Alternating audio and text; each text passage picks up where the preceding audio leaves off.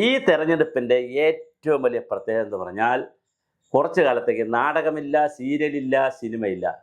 എല്ലാ കൊമേഡിയന്മാരും രമേഷ് പിഷാരടിയുടെ പിറകിൽ പോകും. എല്ലാ സ്വഭാവ നടന്മാരും നടിമാരുമെല്ലാം പിന്നെ നമ്മുടെ ലക്ഷ്മി നായരുടെയും വീണ നായരുടെയും പിന്നെ ലക്ഷ്മി പ്രിയയുടെയും അഞ്ജലി നായരും അങ്ങനെ കുറേ നായർമാരും ലക്ഷ്മി പ്രിയ എന്ന് തോന്നുന്നു, ലക്ഷ്മി പ്രിയ, അതുപോലെ തന്നെ അഞ്ജലി നായർ, വീണ നായർ, അഖിൽ മാരാർ എല്ലാം സെലിബ്രിറ്റി മോഡിലാണ്. 2020 ആണ് ഞെട്ടിച്ചിരിക്കുന്നത്. 3 വനിതകളെയാണ് സെലിബ്രിറ്റികളായിട്ട് ഇറക്കിയിരിക്കുന്നത്. തൃപ്പൂണിത്തറയിലും അതുപോലെ തന്നെ വിവിധ മണ്ഡലങ്ങളിൽ അവരിറക്കിയിരിക്കുന്നത് വളരെ കൃത്യമായ സീരിയൽ നടികളെയാണ്. അതിലൊരു ലക്ഷ്മിപ്രിയ ആണെന്ന് തോന്നുന്നു പറഞ്ഞിരിക്കുന്ന മമ്മൂക്കയും ലാലേട്ടനും എല്ലാവരും വന്ന് പ്രവർത്തിച്ചിരുന്നെങ്കിൽ എന്ന് ഭയങ്കര സന്തോഷമായിട്ട് പറഞ്ഞിരിക്കുന്നു. അപ്പോൾ നല്ലൊരു താരപ്രഭ തന്നെ, ഒരു താരനിശ തന്നെ ഈ മണ്ഡലങ്ങളിൽ വന്നാലും അത്ഭുതമില്ല. അതിനിടയിൽ രമേഷ് പിഷാരടി, അദ്ദേഹത്തിൻ്റെ സ്വന്തം നാട്, ഞാൻ ഇന്നലെ പറഞ്ഞപ്പോൾ കടുത്തുരുത്തി അദ്ദേഹം കല്യാണം കഴിച്ചു വന്ന സ്ഥലമാണ്. കടുത്തുരുത്തിയിലാണ് ഇപ്പോൾ താമസമെങ്കിലും സ്വന്തം നാട് പാലക്കാടാണ്. അദ്ദേഹം സ്വന്തം നാട്ടിൽ പോയി രമേഷ് പിഷാരടി മത്സരിക്കുന്നു. അവിടെ ഇനിയിപ്പോൾ ധർമ്മജൻ ബോൾഗാട്ടിയും അതുപോലെ തന്നെ ജാഫർ ഇടുക്കിയും തുടങ്ങിയിട്ടുള്ള കലാകാരന്മാർ, കലാകാരന്മാരെല്ലാം കൂടി അവിടെ പാലക്കാട് അവിടെ കോമഡി ഷോകൾ ഒരുപാട് നടത്താൻ സാധ്യതയുണ്ട്. ഞാൻ ഈ പറഞ്ഞ നടികൾക്ക് വേണ്ടി സീരിയൽ നടികളും സിനിമാ നടികളുമായിട്ടുള്ളവർ വളരെ വലിയ ഒരു ടീമാണ്. തൃപ്പൂണിത്തറയിൽ ഇന്ന് ഗണപതി ഹോമമൊക്കെ നടത്തിയിട്ടാണ് അവിടുത്തെ 2020 നടി മത്സരിക്കുന്ന സ്ഥാനാർത്ഥി ഗണപതി ഹോമമൊക്കെ നടത്തിയാണ് പാർട്ടി ഓഫീസൊക്കെ ഉദ്ഘാടനം ചെയ്തിരിക്കുന്നത്. അങ്ങനെ ഓരോരുത്തരും അവരവരെ കൊണ്ട് പറ്റുന്ന രീതിയിലുള്ള വലിയ രീതിയിലുള്ള സെലിബ്രിറ്റി മോഡിലുള്ള ഒരു തിരഞ്ഞെടുപ്പാണ് ഇപ്രാവശ്യം നടക്കുന്നത്. ഇനിയും സെലിബ്രിറ്റികൾ വരാനുണ്ടോ എന്ന് കോൺഗ്രസ്സിന് ഏതെങ്കിലും ഇനിയും സെലിബ്രിറ്റികളുണ്ടോ? ഇനി BJP മറ്റൊരു സെലിബ്രിറ്റി പാവപ്പെട്ടവൻ കട്ടയം ബോർഡും മടക്കി ഡൽഹിയിലൊക്കെ കറങ്ങി നടക്കുകയാണ്, കുടുംബമായിട്ട് പോയി, ഒന്നും നടന്നില്ല. കൃഷ്ണകുമാർ, അത് എന്താണെന്നറിയില്ല, കൃഷ്ണകുമാറിനെ കേരളത്തിൽ നിന്ന് ലിസ്റ്റിൽ നിന്ന് വെട്ടി. അതുകൊണ്ട് കൃഷ്ണകുമാറിന് ഡൽഹിയിൽ പോയിട്ടും ഒരു കാര്യമില്ല. അല്ലെങ്കിൽ മറ്റൊരു സെലിബ്രിറ്റി കൂടി കൃഷ്ണകുമാറിൻ്റെ രൂപത്തിൽ ഒരു സെലിബ്രിറ്റി കൂടി വരുമായിരുന്നു. ഇനി വിട്ടുപോയ മറ്റൊരു സെലിബ്രിറ്റി ഉണ്ട്, മേജർ രവി. പിന്നെ BJPക്ക് വേണ്ടി ഒറ്റപ്പാലത്ത് മത്സരിക്കുന്ന മേജർ രവിയും ഒരു സെലിബ്രിറ്റിയാണ്. അങ്ങനെ സെലിബ്രിറ്റികളുടെ ഒരു പർദീസയായി ഈ തെരഞ്ഞെടുപ്പ് മാറുകയാണ്. എന്തായാലും രസകരമായ ഒരു തെരഞ്ഞെടുപ്പാണ് ഇപ്പോൾ നടക്കുന്നത്.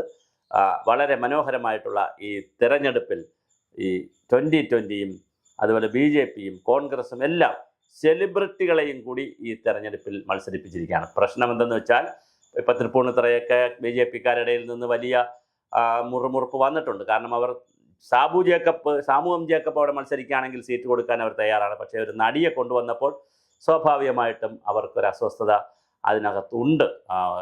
തൃപ്പൂണിത്തറയിലെ BJPക്കാർക്ക് ഓരോ സ്ഥലത്തും ആ ഒരു പ്രശ്നമുണ്ട്.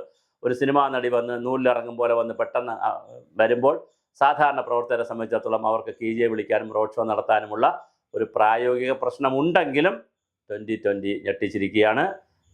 തൃക്കാക്കരയിൽ അഖിൽ മാരാർ മത്സരിക്കുന്നു. അങ്ങനെ ഓരോ സ്ഥലത്തും 4-5ഓളം സ്ഥലങ്ങളിൽ മത്സരിക്കുന്നത് സെലിബ്രിറ്റികളാണ്. സിനിമാ നടന്മാരും സീരിയൽ നടന്മാരും ബിഗ് ബോസ് നടന്മാരും നടികളുമൊക്കെയാണ് മത്സരിക്കുന്നത്. ഇനിയിപ്പോൾ എനിക്ക് തോന്നുന്ന ഒരു ബിഗ് ബോസ് തന്നെ ഈ അവിടെ എവിടെയെങ്കിലുമൊക്കെ തുടങ്ങിയാൽ ബിഗ് ബോസ് ക്യാമ്പുകൾ തന്നെ തുടങ്ങുമോ എന്നും അറിയേണ്ടതുണ്ട്. എന്തായാലും വളരെ വലിയ തോതിലാണ് ഈ സെലിബ്രിറ്റി മോഡ് കേരളത്തിൽ ഇപ്പോൾ വന്നിരിക്കുന്നത്. സ്വതന്ത്ര മോഡ് നേരത്തെ വന്നിട്ടുണ്ട്. ഒരുപാട് ആളുകൾ സ്വതന്ത്രന്മാരായി നിന്ന് ജയിച്ചിട്ടുണ്ട്. ഇന്നസെൻ്റ് MP ആയിട്ട് വരെ നിന്ന് തൃശ്ശൂരിൽ അവിടെ തൃശ്ശൂർ ജില്ലയിൽ MP ആയിട്ട് വരെ നിന്ന് ജയിച്ചിട്ടുണ്ട് നമ്മുടെ ഇന്നസെൻ്റ്. അതുപോലെ തന്നെ മുകേഷ് 2 പ്രാവശ്യമായി കൊല്ലത്ത് സ്ഥാനാർത്ഥിയാണ്. ഗണേഷ് പാതി അച്ഛൻ്റെ പാർട്ടിയും പാതി സെലിബ്രിറ്റിയാണ്. അപ്പോൾ പാതിയേ ഉള്ളൂ സിനിമാ നടൻ, ബാക്കി അച്ഛൻ്റെ മോനാണ്. അപ്പോൾ അച്ഛൻ്റെ പാർട്ടിയുടെ പിൻബലമുണ്ട്. എന്തായാലും ഗണേഷുണ്ട്. അപ്പോൾ ഗണേഷ്, നേരത്തെ മുകേഷ്, അതുപോലെ തന്നെ ഇപ്പോൾ 3 നടിമാർ, രമേഷ് പിഷാരടി, നേരത്തെ ധർമ്മജൻ ബോൾഗാട്ടി.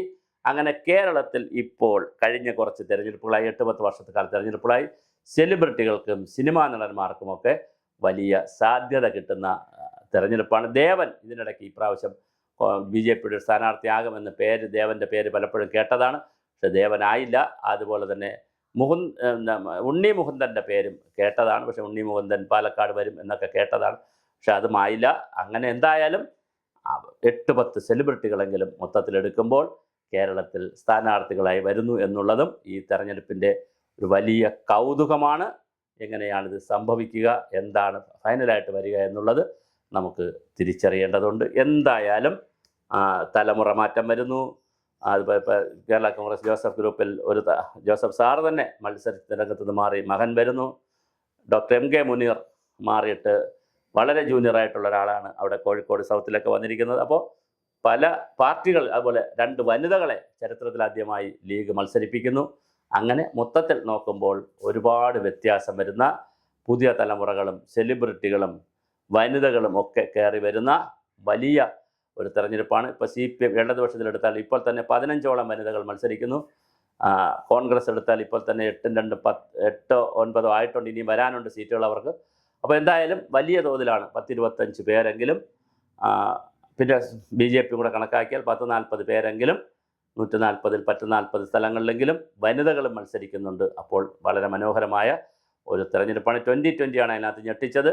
അവർക്ക് കിട്ടിയ സീറ്റിൽ ഏറ്റവും കൂടുതൽ വനിതകൾക്ക് അവർ പ്രാധാന്യം കൊടുത്തുകൊണ്ടും സെലിബ്രിറ്റികൾക്ക് പ്രാധാന്യം കൊടുത്തുകൊണ്ടുമുള്ള വലിയൊരു ലിസ്റ്റാണ് അവർ പുറത്തുവിട്ടിരിക്കുന്നത്. ഇനി ഇതൊക്കെ ജയിച്ച് വരണം. ആരൊക്കെ എവിടെയൊക്കെ ജയിക്കും, എന്തൊക്കെ സംഭവിക്കുമെന്നറിയില്ല. എന്തായാലും സാബു ജേക്കബിൻ്റെ 2020 കേരളത്തിൽ പ്രധാനപ്പെട്ട ഒരു പാർട്ടിയായി മാറിയിട്ടുണ്ട്. അവരും NDAയുടെ ഭാഗമായപ്പോൾ ഒരു മുഖ്യധാര രാഷ്ട്രീയത്തിലേക്ക് വന്ന് മത്സരിക്കുന്നു. ഇതിനിടയിലാണ് ചില കല്ലുകടികളും പ്രശ്നങ്ങളുമൊക്കെ UDFിലും LDFിനകത്തുമൊക്കെ ഇപ്പോഴും വന്നുകൊണ്ടിരിക്കുന്ന കണ്ണൂരിൽ ഇതുവരെ കണ്ണുനീർ തീർന്നിട്ടില്ല. ഇപ്പോഴും അവിടെ പയ്യന്നൂരും തളിപ്പറമ്പിലുമൊക്കെ കമ്മ്യൂണിസ്റ്റ് പാർട്ടിയുടെ കോട്ടയിൽ ഒക്കെ വലിയ പ്രശ്നമാണ്. അമ്പലപ്പുഴയിൽ വലിയൊരു പ്രശ്നമാണ്. സുധാകരൻ പുറത്തുപോയി. അങ്ങനെ നല്ല രസകരമായ ഒരു തെരഞ്ഞെടുപ്പാണ് ഇപ്രാവശ്യം വന്നിരിക്കുന്നത്. കാലാകാലങ്ങളിൽ വ്യത്യസ്തമായി എല്ലാ പാർട്ടികളിലും അന്തർനാടകങ്ങളും അടിയൊഴുക്കും. ഇപ്പം നോബൽ മാത്യു പഴയ കാലത്ത് പിന്നെ ക്രിസ്ത്യാനികളൊക്കെ വളരെ കുറച്ച് മാത്രം BJPയിലേക്ക് പോകുന്ന കാലത്ത് ചെന്ന ആളാണ് നോബൽ മാത്യു ഒക്കെ. അദ്ദേഹം കുറേയധികം ത്യാഗം എന്ന് പറയാൻ ബുദ്ധിമുട്ട് കോട്ടയം ജില്ലയിൽ അനുഭവിച്ചിട്ടുണ്ട്. എനിക്ക് വ്യക്തിപരമായിട്ട് അറിയാം നോബൽ മാത്യുവിനെ. നല്ല മിടുക്കനായ ഒരു ആളാണ്. ദേശീയ ന്യൂനപക്ഷ മോർച്ചയുടെ ദേശീയ വൈസ് പ്രസിഡന്റ് മറ്റാണ്. നല്ല മിടുക്കനാണ്. അദ്ദേഹത്തിന് തീർച്ചയായിട്ടും കാഞ്ഞിരപ്പള്ളിയിൽ സീറ്റ് കൊടുക്കേണ്ടതായിരുന്നു. ജോർജ് കുര്യൻ മന്ത്രി എന്നുള്ള നിലയിൽ മറ്റേതെങ്കിലും ഒരു സ്ഥലത്ത് സീറ്റ് കൊടുക്കാമായിരുന്നു. പക്ഷേ അതൊന്നും നടന്നില്ല. നോബൽ മാത്യു ഇപ്പോൾ സസ്പെൻഷനിലാണ് നിൽക്കുന്നത്. അങ്ങനെ വളരെ വലിയ സങ്കീർണവും എന്നാൽ രസകരവും കൗതുകകരവുമായ ഒരു തെരഞ്ഞെടുപ്പിനെയാണ് നമ്മൾ അഭിമുഖീകരിക്കുന്നത്.